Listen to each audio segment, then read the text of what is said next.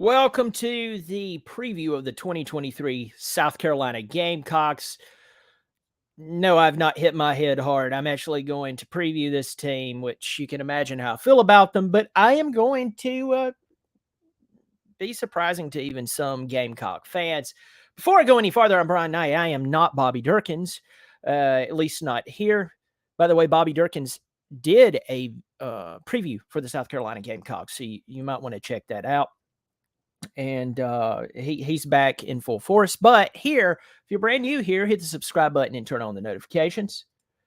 And before I go any further, I do want to let you know that you have a chance to join the Not Bobby Durkins channel. There is a link below, actually a join button that if you want to support the channel on a monthly basis, it's actually really cheap. So yeah, do that. And I really do appreciate it. So I'm going to dive right into the South Carolina Gamecocks. I would like to say all things aside, yeah, but we both know that's not going to work. I know that no matter how nice or kind or just decent I am to the Gamecocks, most Gamecocks are not going to take it well. They're going to always run their mouth about this, that, and I could say that Shane Beamer is just a fantastic guy, which I think he is. I've never met him. And most Gamecock fans are going to come back and say something absolutely moronic. But I'm going to try not to let that wear on me too much to the point that anyway, we'll see. So last year, the South Carolina Gamecocks went 8-5. Shane Beamer has been there for 2 years. He did something that the Gamecocks hadn't been able to do in a very long time, beat my Tigers. I was there when he did it. Won by 1 point, but 1 point or 100 points, a win is a win. You beat Tennessee. You beat their brains in, the hottest team in America. You beat them 63-38. And that was the week before Clemson. You hit a hot streak. Now, last year you ended up going to the Gator Bowl. You played a Notre Dame team that was schizophrenic. One moment Notre Dame couldn't beat Stanford. The next moment they're beating Clemson by points that I don't even want to talk about. Y'all are beating them, and then they took over and won that ball game. None of it made sense. They played very well with Southern Cal last year with a makeshift quarterback room. So the Gamecocks actually have a lot to look forward to this year. Now in the offseason, you lost Marshawn Lloyd to Southern Cal. You lost Jaheim Bell to Florida State. Stogner transferred back to Oklahoma. Now, you did get Trey Knox out of Arkansas. He's a big tight end. The guy is 6'5", 250. He's a game changer. So you have another target there. You did lose some players last year, but who you're returning is, it's worthwhile. Juice Wells is back as long as he can stay healthy. Now, I looked up to see if he was healthy or what was going on with him. I really couldn't find out too much information, but so far he's good to go.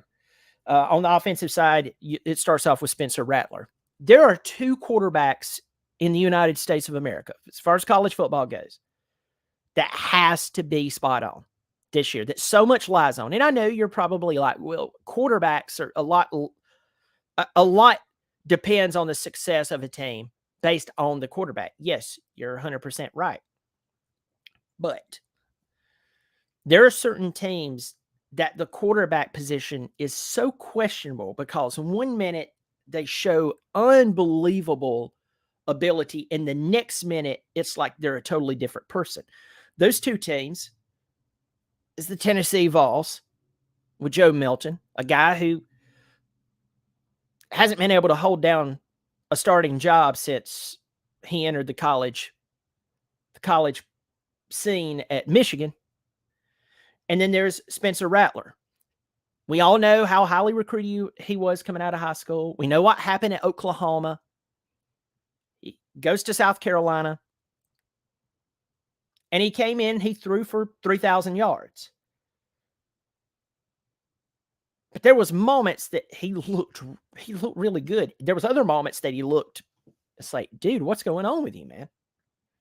Now, we could come back and say, well, maybe it's his wide receiver room, or maybe it's whatever. Maybe it's him learning the system more and more and more. Maybe all of that is true. But so much depends upon him. He did throw 18 touchdowns, but he had 12 interceptions. So it was very interesting. As I said, going back to your running back room, Lloyd and Bell were gone. Now, I would tell you this. I was really impressed with both those players. Gamecocks or not, I was very impressed with them. I was at the Clemson-Carolina game, and the fire that Jaheim Bell had when he ran the ball, it was impressive. Marshawn Lloyd, he was very impressive as well. Their physicality, their ability to play, it was very impressive. Now you have Juju McDowell. You have DeCarrion Joyner. This guy has been around the program forever. In fact, Joyner lives in infamy by becoming the third string quarterback. He ran 3 plays against Georgia and beat them in Athens. I think his talent has probably been wasted at South Carolina. If there's one player on your team I look at and I go, man, I think y'all have underutilized him, it would be DeCarrion Joyner. I think he's a fantastic talent. I think he has a lot of ability, and there's a lot to work with there. Now, as I said, you have Juice Wells, you have Xavier Leggett coming back. Then you landed this big recruit, 6'5", 225-pound Nick Harbor. This guy can really play. He has Olympic speed, and you can use him all over the place. So,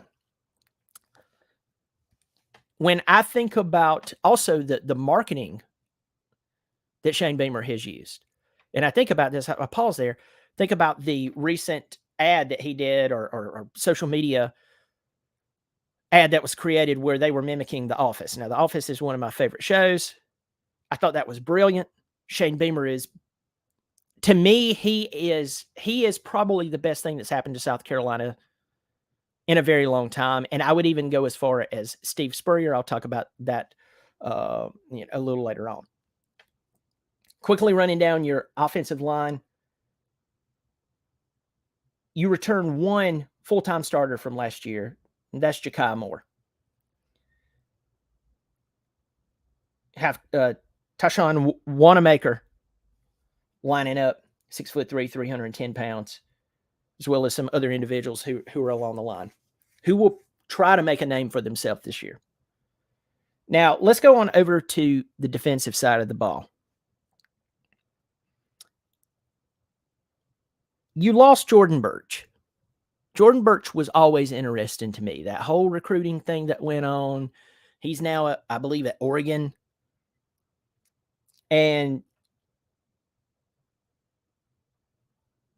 But when you look at players like TJ Sanders, Tonka Hemingway, you bring the talent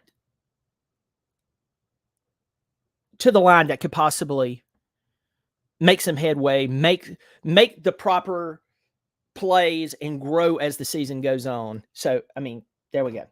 Muhammad Kaba, that's another name that a lot of people are hearing a lot about.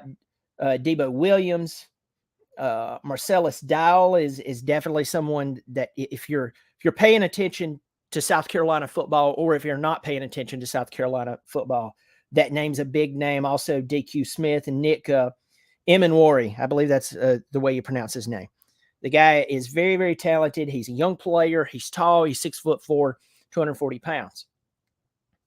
Now, last year, as I said, you had some great moments. You finally beat Clemson, and forever you beat the crap out of Tennessee. You're really the reason they did not go to the college football playoff. but you still had those questionable losses. You lost at Arkansas. That loss became much worse as the season went on. You played Georgia. You got trashed by Georgia, but Georgia was trashing everybody. The games that doesn't make sense, and I'm just talking as a pure football fan. I am not talking about Clemson versus South Carolina. I'm not talking about Gamecocks. I'm not talking about, y'all beating Clemson last year. I have to verbalize this because most Gamecock fans, not all of them, but most Gamecock fans does not hear what I'm saying. They're just coming back with their response is going to be their best comeback they can possibly think of to a Clemson fan.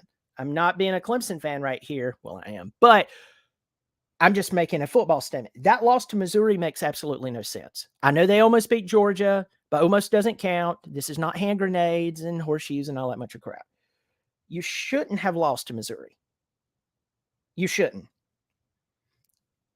And to lose to that Florida team the way that you lost doesn't make sense. So it's like I said just a second ago, there's inconsistencies there.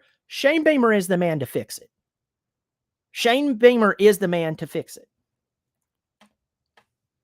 Now, me as a Clemson fan, I wholeheartedly believe that someone is going to come along and steal the guy away. I think he's going to do so well. Somebody's going to come in there and they're going to offer him a big fat paycheck and say, hey, leave. We saw what you did at South Carolina. That's not an easy job. And they're going to take him away. Maybe so, maybe not. And this is our pause and the broadcast. You're going to HELL double hockey sticks. Going to hell, Stanley. That's right. Just out of nowhere. But this year, let's talk about this year's schedule.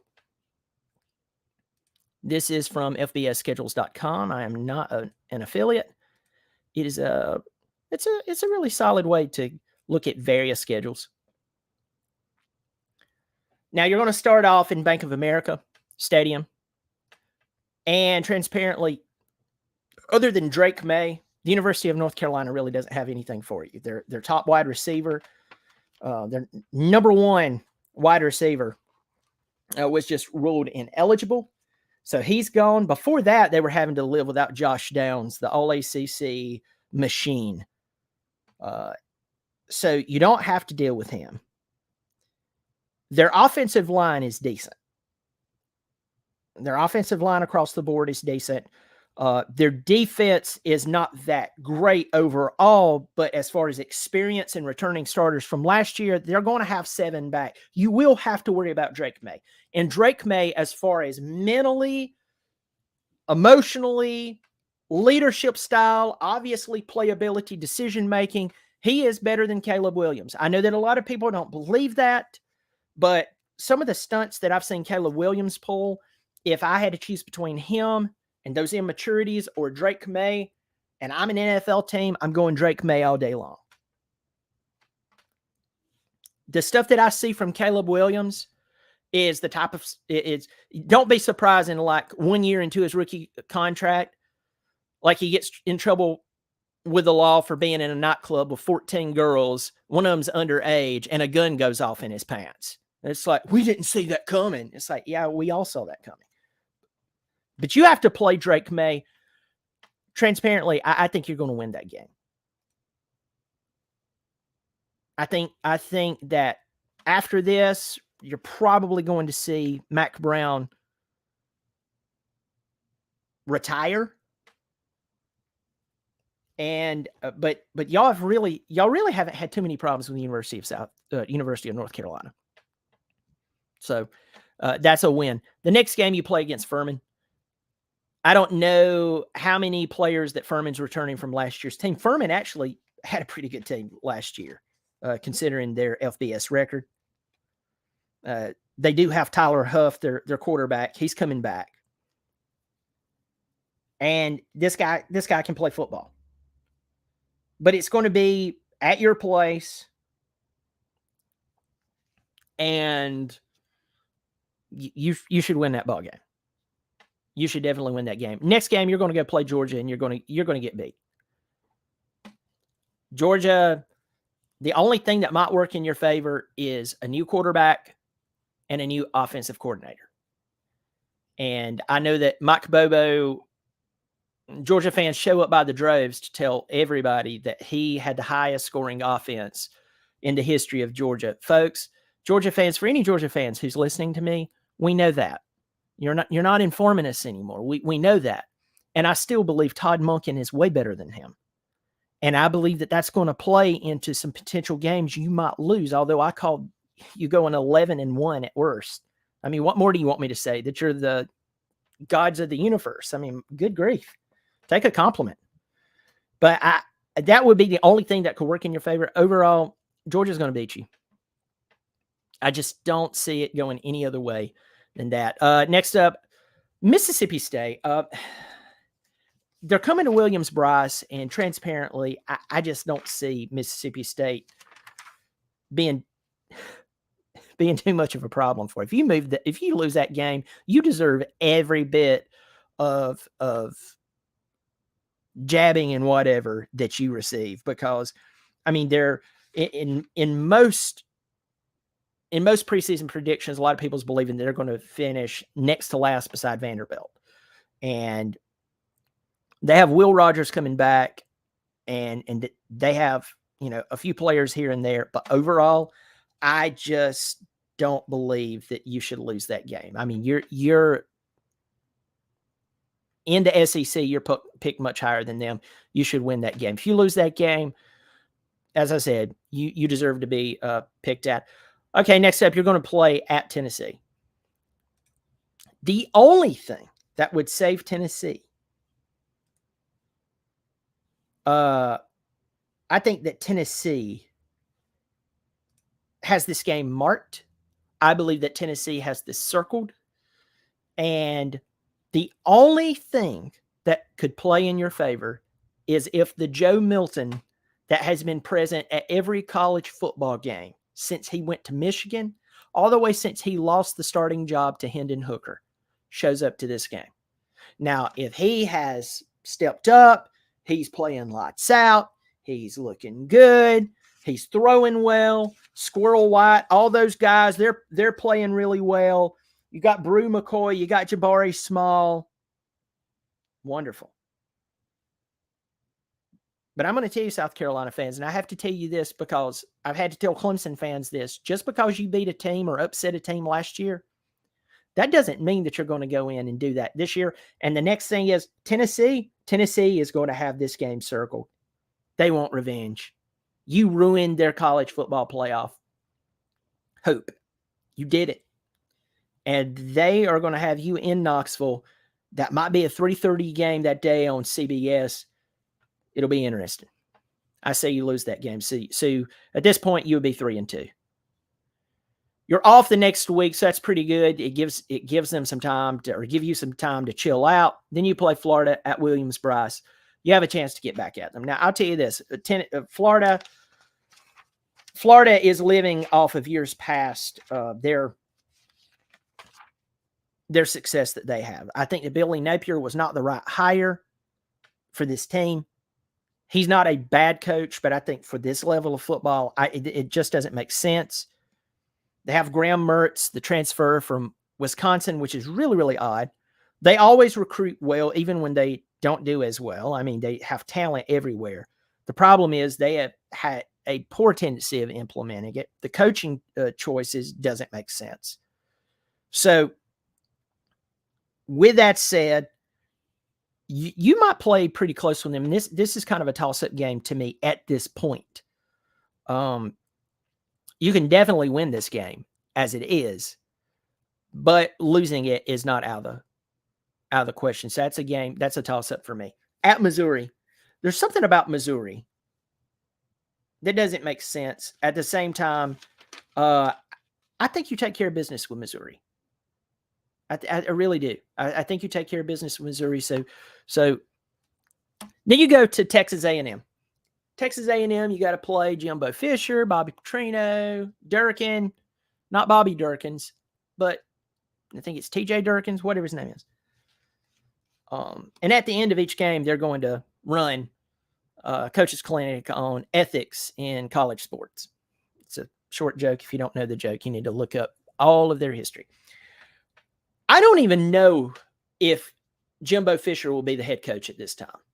I mean, I'm going to make a bold prediction. By the time they play y'all, they will have already played at Miami. They'd already played Auburn, Arkansas, Alabama, and at Tennessee. If he goes out there and he blows it again, you might be playing an interim coach. I'm not guaranteeing that. I'm saying it's not out of the question. The A&M fan base is tired. Their donors, boosters, they're tired. They're done with this guy. They've given him enough time. I mean, they were 2-6 in the SEC last year. They were 5-7 overall. And if you look at talent boards based on who they've recruited and is still at the school, they have one of the most talented teams in America. How do you do that? I mean, losing to Appalachian State last year, they barely beat Miami. They got hammered by Mississippi State. Now, they played very well with Alabama and then turned around and lost to y'all. I mean, they lost, 6 games in a row? Good grief. They were losing games to terrible teams. They should have fired him last year. But with talent, you still have to respect the talent that's on the field because it will keep you in a lot of games. That's a toss-up for me still. You're going to play Jacksonville State, you're going to beat them. You're going to play Vanderbilt, you're going to beat them. You're going to play Kentucky. Kentucky's always odd. They have Devin Leary, the former quarterback from NC State. It really doesn't make sense to me why he transferred over. None of it.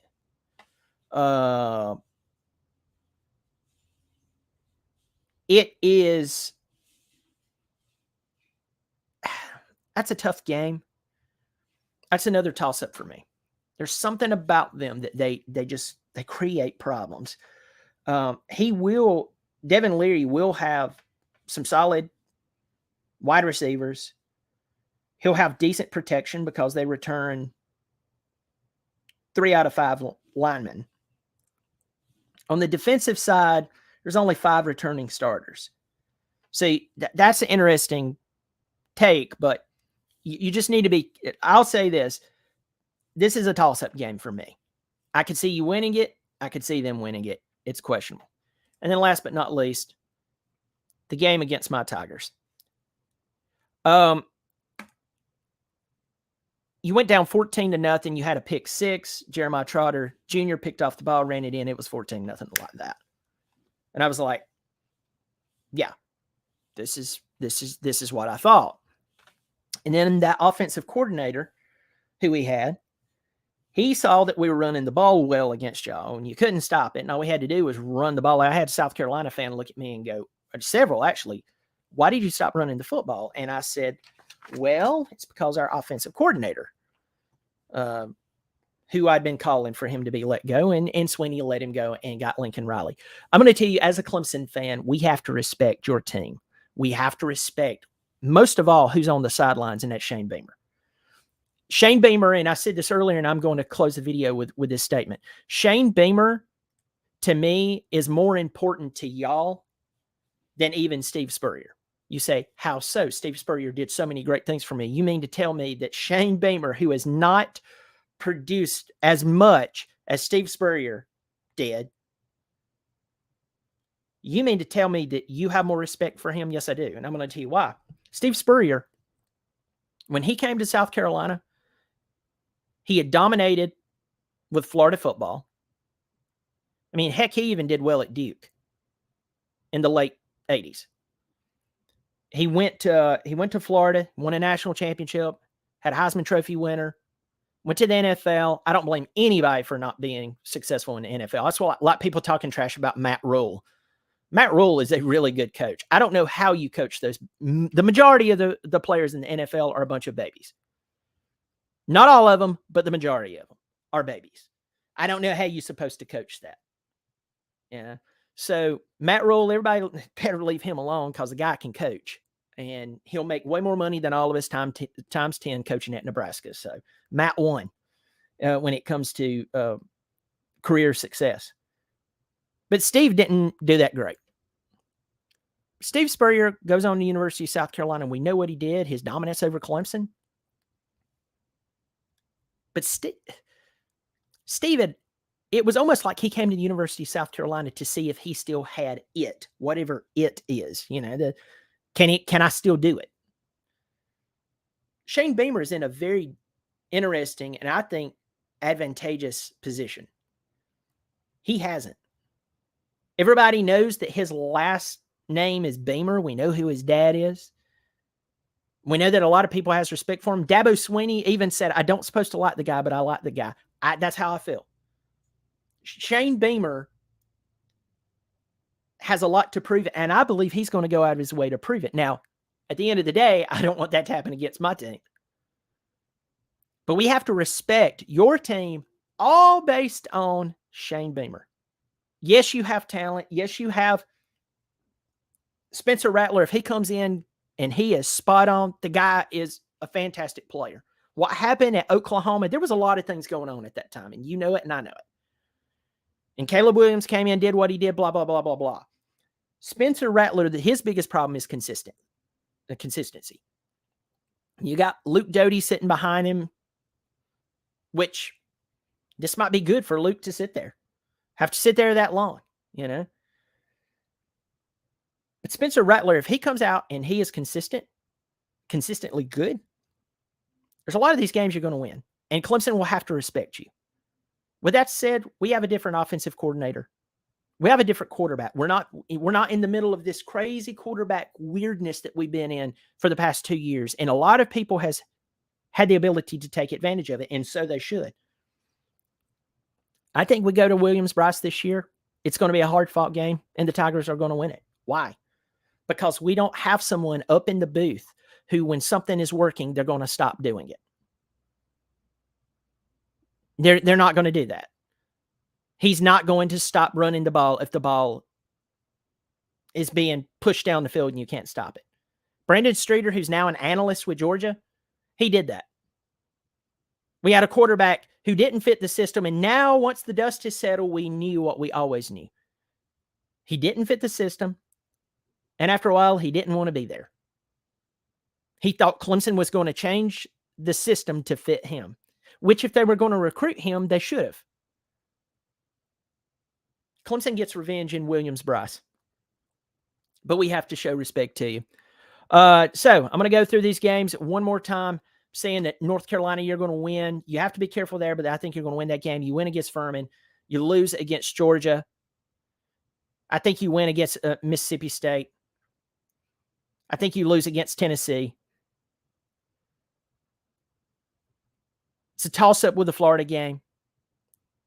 I think you win the Missouri game. It's a toss-up with Texas A&M. I think you win Jacksonville. Definitely. Vanderbilt. It's a toss-up with Kentucky, and I think you downright lose to Clemson because of revenge. So I see 3 definite losses here, and I see 2 or 3 toss-ups. I'm not even going to do the math on that one right now. Best case scenario, I think you go 9-3. Best case scenario, 9-3. If you come out and you pull what you did with Missouri last year, you're looking at 8-4. If you get enamored with the Florida Gators jerseys and you think of the Florida Gators of old, you're looking at 7-5. Florida is talented, but they don't have the coaching to go with it. That's 7-5. If you go out there and you play around with Texas A&M and maybe Jimbo and Petrino can coach. You don't want to trust Petrino with anything. He can coach. Let's not forget that he can coach. You could be looking 6-6, but I think realistically, 7-5, 8-4, and at best, I think 9-3. So, all right, well, folks, thank you so much for joining me. Thank you for hopping on here. Once again, if you want to join the Not Bobby Durkins channel, you want to become a member, hit the join button. It's like $4.99 per month. I'm not going to promise you that I'm going to give you in-depth content and this, that, and the other. It's just if you want to support the show, please support the show. I appreciate it. If you don't, thanks for just showing up and joining. folks, I want to leave you with, well, I want to leave you with one of my favorite clips. This has been around for a while, but I think that this will be a blessing to you. You take care of yourself.